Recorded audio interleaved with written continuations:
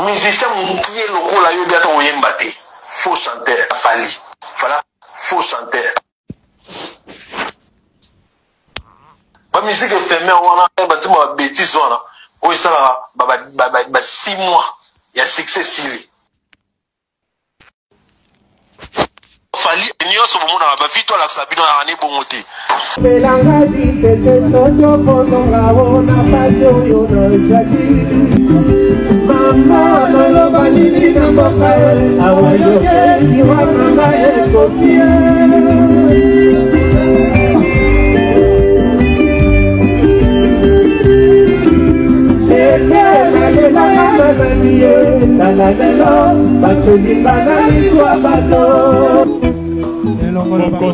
Tobandaki aliase yangai na yo banana mama nayebaki tetete soki akotikanga na pasi ya londende boye sikoyo ngai yo nayebi yangai na yo ekomi ya motako lobelanga di tete soki akozonga te na pasi oyo nazali. Musique eza pasi parce que place auto notre Fali akokaki kozala na niveau OD hérité na simani makomo lekaye vous comprenez ama meza bitumbe lele meza bitumbe arrêtez la musique arrêtez musique eza pasi musique eza pasi na bisayo ndule ya pasi. Mesdames, messieurs, mbote bonjour. Bollywood TV Lisango, gladiateur en cuir, tozongi, numéro ya sika, plaisir ya trop, kopanga na bino boye kande tout ça la rango déjà bien. On est ensemble, il y a pas de souci.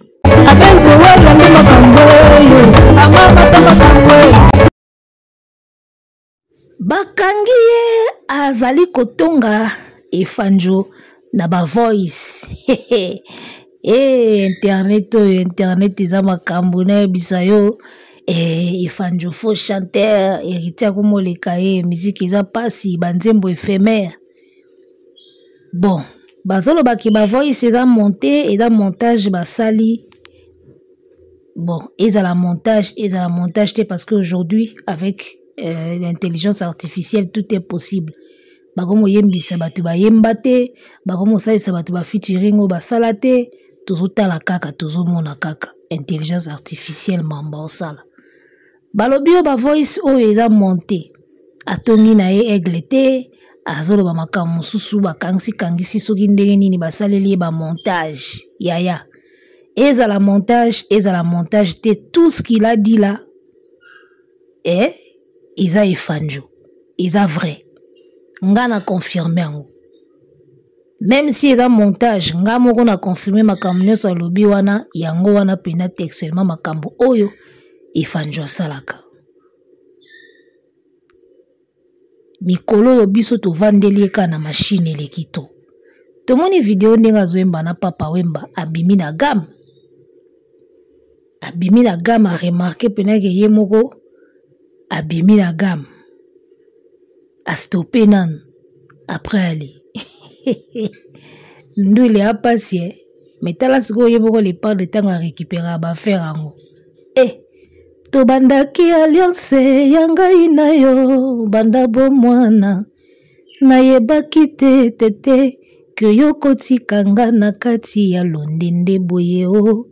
Sikoyo nga na yebi ke yanga inayo komi ya motako.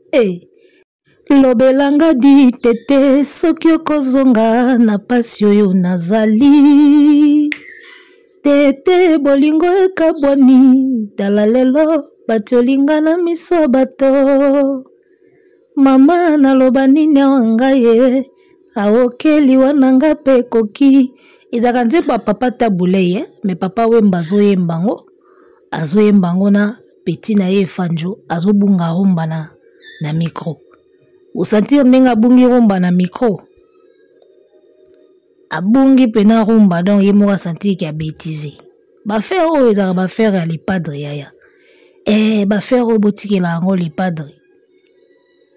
Na omona mikolo Charlie azo bimsa ba vidéo a capella biso bengango a capella mezaka a capella azo bimsa ba vidéo ya Efanjo azo yemba ba a capella comme quoi ba prouver biso ki ayemba so ndeni ngana na kangamaka na maloba ya Selezino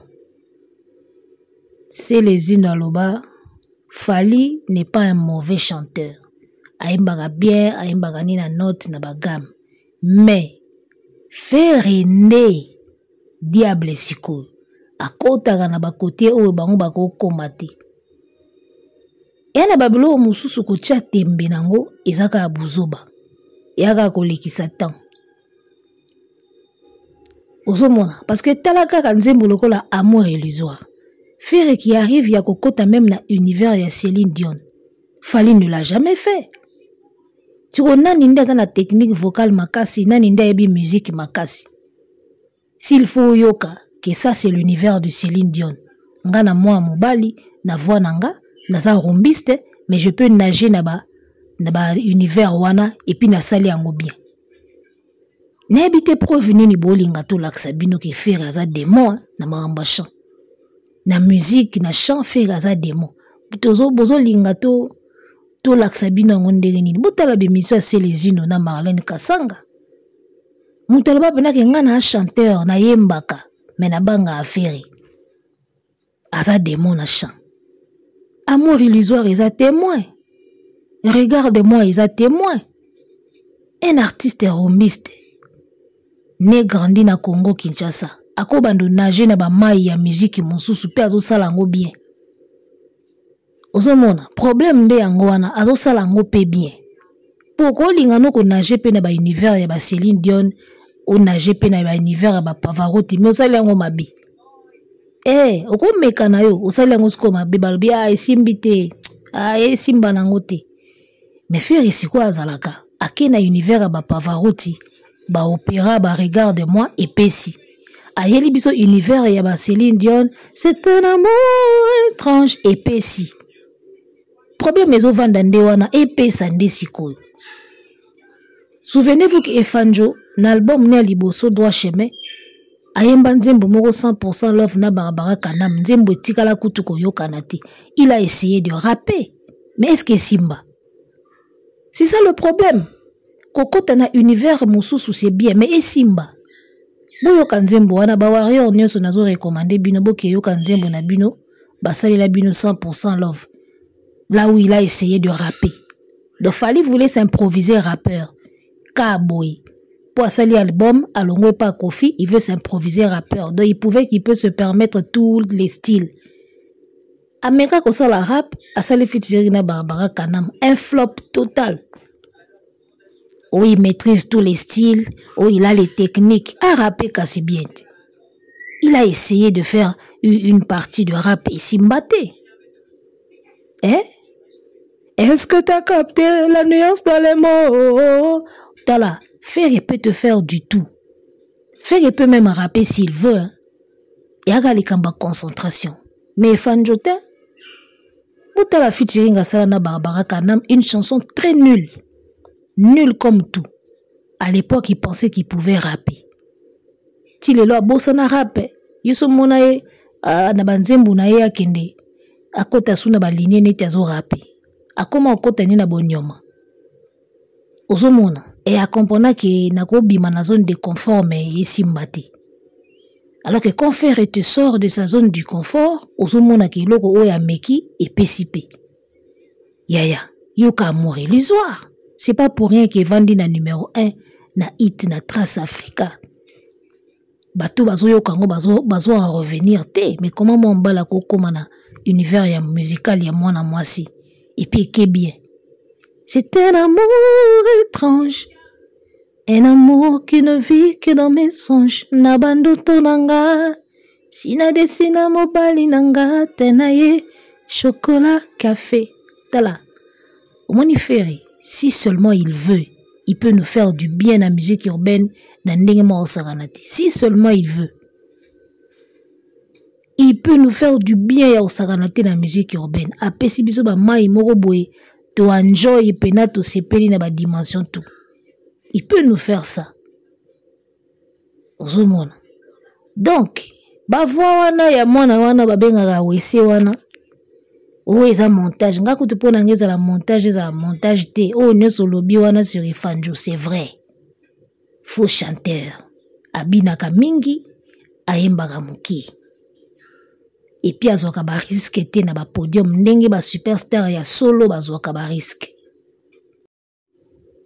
mama Mbila belle kutu azozwa bariske na podium tala mama Mbila ta biloko mare azobeta mare okaka pantalon ezali kia tosuka nde nini ozomona bariske mare kutu azozwa bariske na podium mais soi-disant superstar na biso il ne prend aucun risque na podium mais tala babox ebele abe asala babox ebele aucun risque na podium azwaka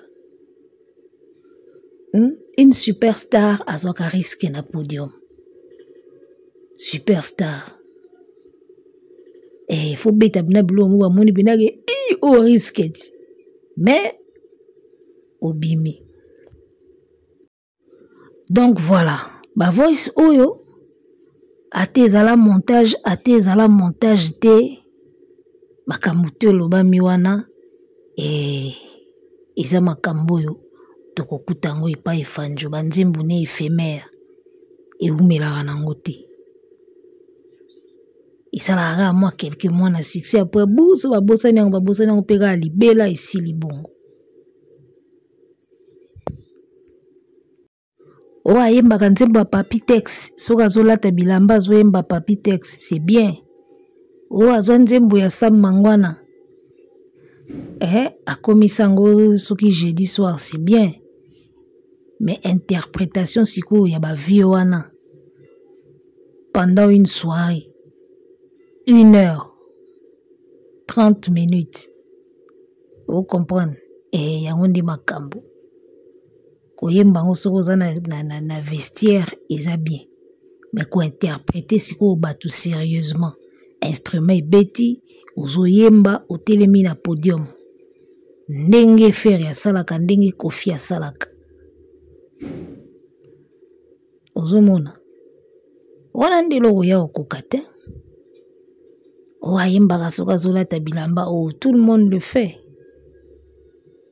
Interprétation sérieuse babeti instrument yo yembisa Mangwana yo yembi tete bolingo ekabwani tala lelo yanga na yo ya makila.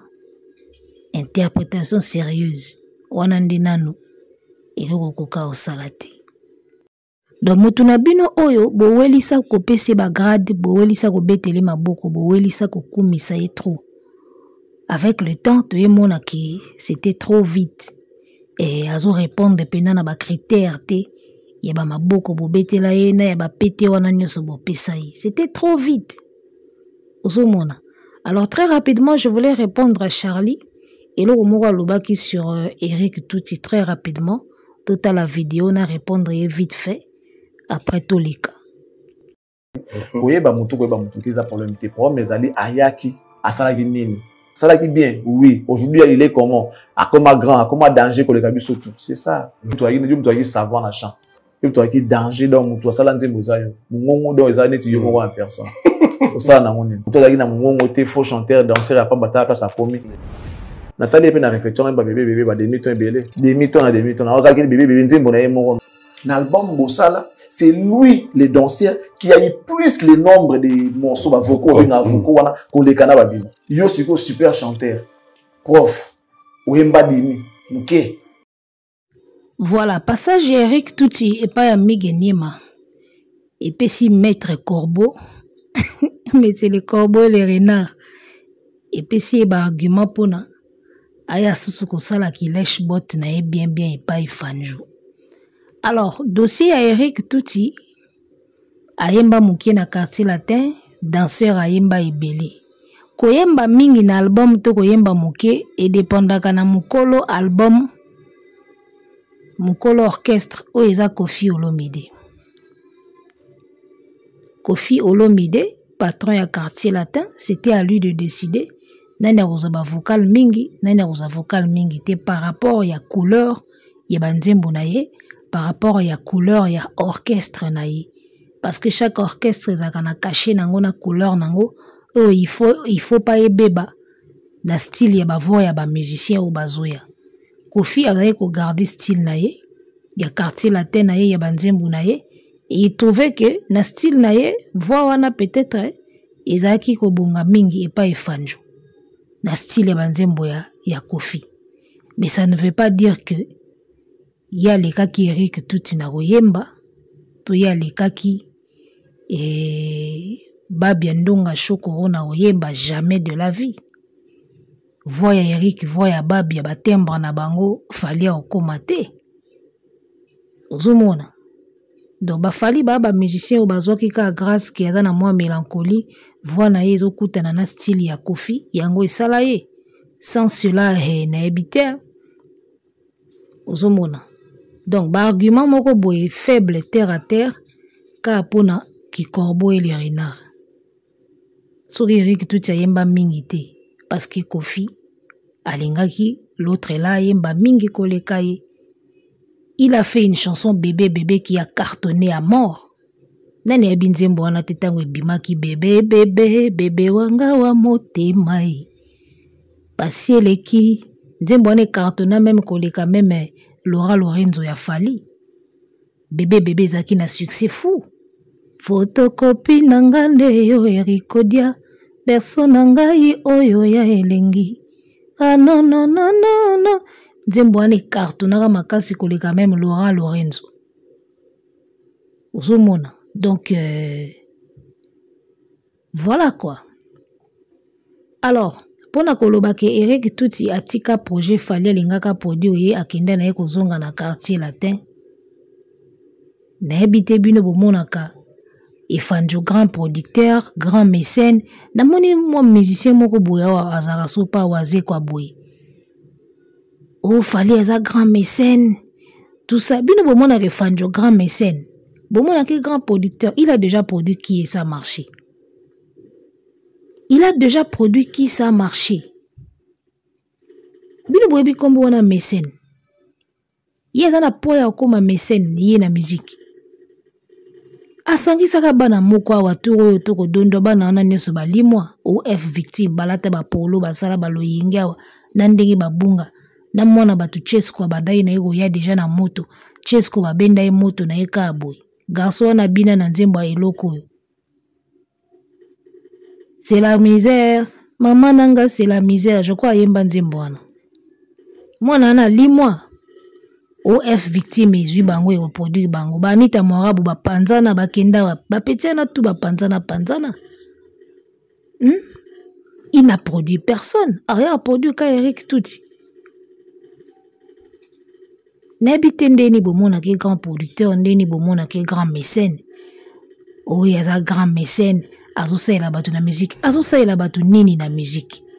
Tovandia watu moni faire egola ko bimisela biso mwana mwasi Rebo Chulo. Oazo coloniser bana basi tout na musique lelo. Il a fallu kaka Rebo abime pas ferré et puis il a fallu côté à Fali tout mon petit Fali qui est un bouffon abime la biso côté nae. S'il y a un seul artiste autour koloba qui abime li côté Efanjo, ezaka petit Fali, mais c'est un vrai bouffon ce gars-là. Ce petit est un bouffon. Azaki na festival ya Palais du Peuple. Eloni aye ayembaki. Batu bazo seka ondire maboki. Manike n'avait pas tort. Botinda ye na comédie. Ozomona. Donc il a fallu que Efanjo abimsela biso comédien petit Fali et puis faire rigoler abimsela biso Rebo. Telle la pointure ya Rebo lelo na musique na biso. Rebo c'est une icône les gars. Rebo c'est une star. Hein? Elle a des contrats par-ci par-là. C'est la seule femme qui fait bouger la RDC na minito. Osoka beti nzembo babinaka bayokaka. Osoka tche date batu bakendaka. C'est la seule femme. Bana basi belé lelo ba okokate. Bana basi lelo ba okokate. Anita Morabu wa télé matin. Bana basi tout wana na ba oba sa ba rap. Na ba oba zo sala banani wana. Bana basi wana tout lelo ba télé mana Rebo te. Rebo contrôle le game. Hein? Rebo Chulo. Mwana fait rigola. Azo contrôler game na ndenga mukete. Bokolo ba opo azaki na inosbi mais petit Fali aza pena Fali mais azo continuer ko sala comédie. Ozomona. Donc, ozomona que un artiste comme Ferregola, akobimisi la bino les vrais artistes. Oya osala makamba malonga ya musique. Mais kokende pas efanjo, babimisi mwana mo ya bouffon, autaki boende, c'est encourageux, bravo. Mais azosala comédie. Azosala kimango bona ye loba manike. Lelo kotelemisa petit fallait kotelemisa na rebo. Artistiquement parlant, côté moral, côté expression, côté artistique, côté banzembo, il y a succès. Kotelemisa petit fallait na reboté. Impossible et simbaté. C'est le jour et la nuit. Rebo, c'est une vraie star aujourd'hui. Une vraie star. On a Rihanna na biso à RDC. Jour label mora munene kozoya mebo kamwa. Donc, ce qui fallait mutabimisi la biso Rebo, ndeto mela maïté. Tala Rebo. Tout ça c'est Fali. Il y a que Fali qui peut faire ça. Tala Rebo. Mais c'est Ferregola qui nous a sorti cette fille-là, Rebo. Oazo coloniser game ya bana basi leo na musique. Ndenga na coloniser game ya stand-up na Afrika, na Afrique centrale. Ozomona, na Afrique centrale ngam na coloniser game na stand-up na bana basi. Rebo a coloniser ndoule. Il a fallu qu'à faire Ferregola ndia bimsela biso Rebo chulo. Et puis ba tente ba bimaka à côté kuna. Bozomona me bolingo ndimate bo comprendre te. Et aujourd'hui, Efanjo va produire Eric Touti. Parce qu'il a déjà produit qui? Et ça a marché. Il a déjà produit qui? Ma petit ba oyemba yemba bazawat. Mwana wa China rambo. Azoyena no produit total. Lui-même son fils galère. Botika mwana beta ne bali. Ndou les a yete. Faut avoir le courage de dire aux enfants aussi des choses qui ndou les a yote beta bali.